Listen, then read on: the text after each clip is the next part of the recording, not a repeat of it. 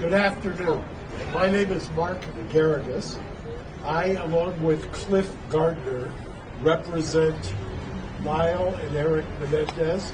I also have here today Alex Kazarian, Satara Kasim is somewhere, and Tina Blandon, who have been working for the last 18 months in order to get a release for Lyle and Erik Menendez. A couple of weeks ago, and so that you understand the background of it, back in May, we filed a writ of habeas corpus. A judge in this courthouse, Judge William Ryan, issued what's called an informal request for a reply. That informal request for a reply was to ask the DA to respond to the allegations of new evidence. Part of the two prongs of new evidence were, number one, a letter that was found at Marta Cano's house. That was a letter written by Erik fully 8 months before the killings to his cousin Andy. His cousin Andy testified at the trial. However, in the second trial, was demeaned as making this up or was not true. This letter now shows or corroborates that Andy was telling the truth. The letter describes the abuse. The letter, I believe, was released, at least temporarily, by the DA's office, and anybody who wants it, we can release that as well. The other pillar of the writ of habeas corpus was a declaration by Roy Rosello. The declaration by Roy Rosello is incredibly important for a number of reasons. Number one, Roy Rosello, who was a member or a then member of the band Menudo, was and took great courage at Nuri's finding him and talking to him to sign a declaration that said that he too was assaulted by the father, and not only assaulted, but it happened at the house.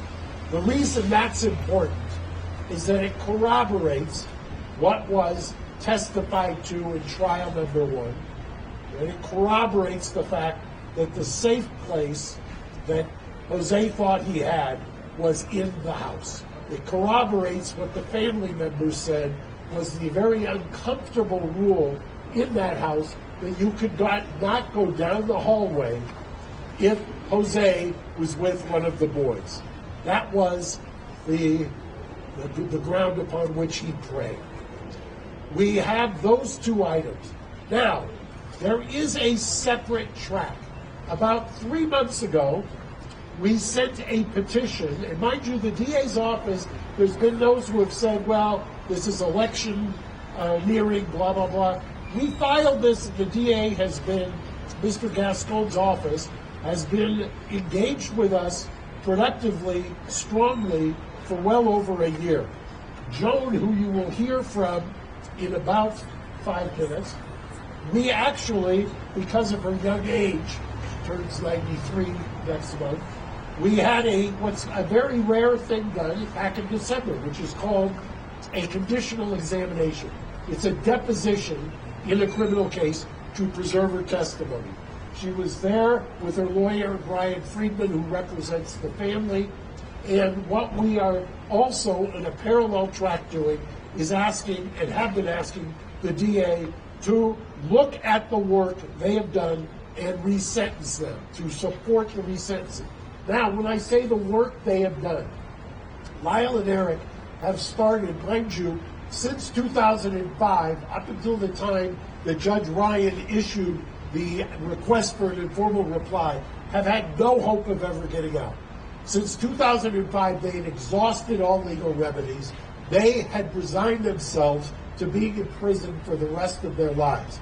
You could take two tracks on that. You could either just become a hardcore, irreconcilable recidivist, or you could do what they've done, which is create programs, counsel people, develop amazing programs, mentoring people, go to college, get degrees. Lyle, in fact, graduated from the first ever class in June. I watched it. of a combination of UCI along with the Department of Corrections. The first class, Mr. Friedman and I were there, of 22 prisoners who got their BA degree while in prison, and a bunch of them life without parole. So there is an idea that there is redemption. There is an idea with their green space project of rehabilitation. I will tell you, in over 40 years of doing this, I have never seen the amazing exemplary rehabilitation and mitigation evidence that we have now presented to the DA's office. We're going to hear from the family today briefly, and I will tell you, I'll give you kind of a coming attraction. I will start with Anna Maria. She will tell you exactly the genealogy.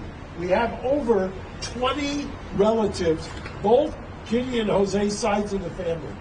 This is virtually unprecedented in my practice, and I would dare say it anywhere, that 20 family members on both sides, victims, constitutional victims under Marcy's law, are here to urge the DA to resentence. After they're finished speaking to you today, we will then, Mr. Friedman will take them across the street to the Hall of Justice, and they will go through what Gascon does in resentencing, and they will meet with the resentencing unit. They will, under the California Constitution, Marcy's law, they will voice their opinion on why they believe it's time that these gentlemen come home. That they've spent over 35 years, and I've said it once, I've said it twice, if they were the Menendez sisters, they would not be in custody. We have evolved, it's time, and without further ado, I'm going to introduce Anna Maria, who's going to come up and speak.